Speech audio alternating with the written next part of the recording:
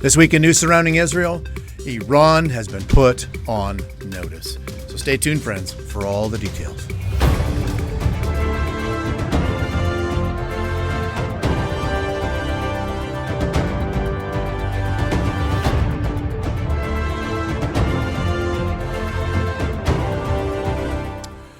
Well, shalom, everyone. Welcome once again to this week's newscast. I'm Robert Gottslig, your host. And it appears that on Friday, March 28th, President Trump has just put Iran on notice.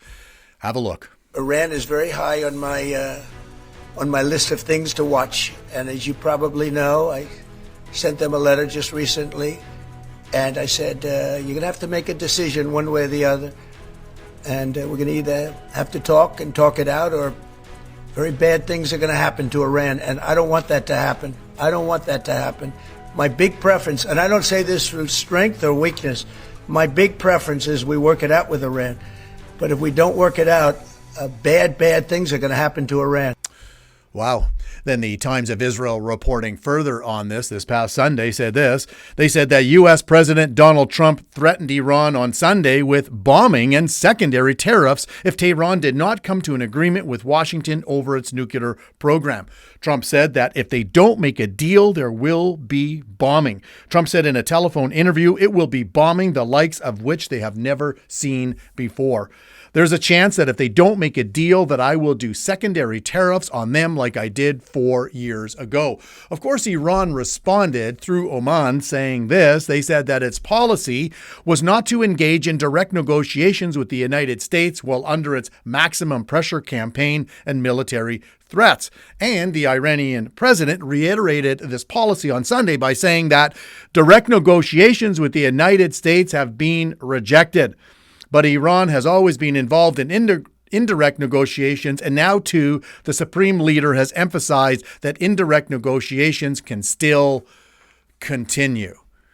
Then, to add to this already intense situation, Iran further responded by releasing a video of one of their largest underground missile cities, showing that their missiles are loaded onto launchers and are ready for launch. Have a look.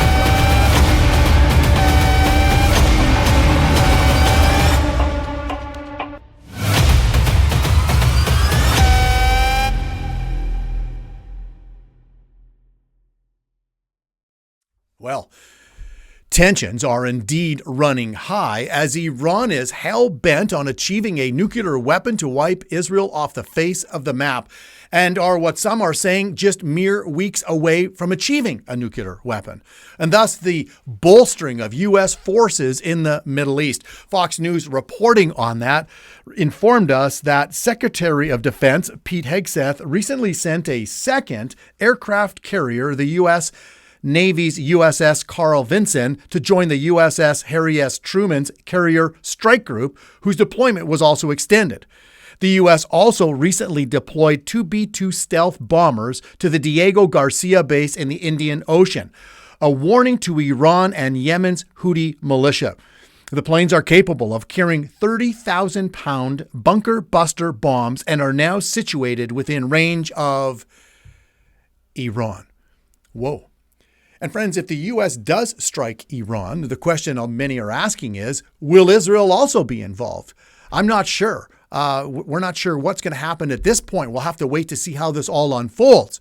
But one thing is for certain, that Iran is never going to give up its path to the bomb, even if it negotiates some kind of deal, because their hatred for Israel and the United States is far greater than their common sense or their care for themselves and their own people. And thus they are on this collision course. Well, what does God have to say about all of this? Because the most important thing about this newscast every week is looking to God's word to try to make sense of the things that we're seeing concerning Israel. And so first off, we are reminded in Psalm 124 and 125 that it is God alone that protects his people from their enemies. Let me read that to you. Psalm 124, verses 1-3. This is what we read.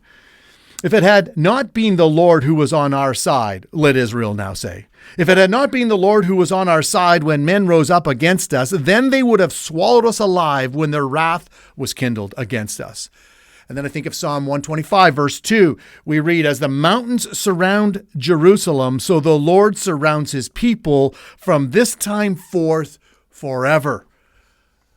So you see, God alone is the one that's going to protect his people, plain and simple. And woe unto the nations that come against them.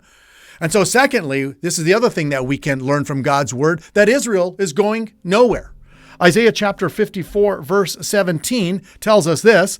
No weapon formed against you, speaking about God's chosen people, no weapon formed against you shall prosper, and every tongue which rises against you in judgment you shall condemn. Wow. And lastly, here's a warning to Iran and all those that come against God's chosen people. Isaiah chapter 41, verses 11 and 12, and I'll close with this. Behold, all those who were incensed against you shall be ashamed and disgraced. They shall be as nothing, and those who strive with you shall perish. You shall seek them and not find them. Those who contended with you, those who war against you shall be as nothing, as a non-existent thing. And with that, and until next time, thanks for joining us on another episode of In News Surrounding Israel, and let's continue to pray for the peace of Jerusalem. God bless everyone.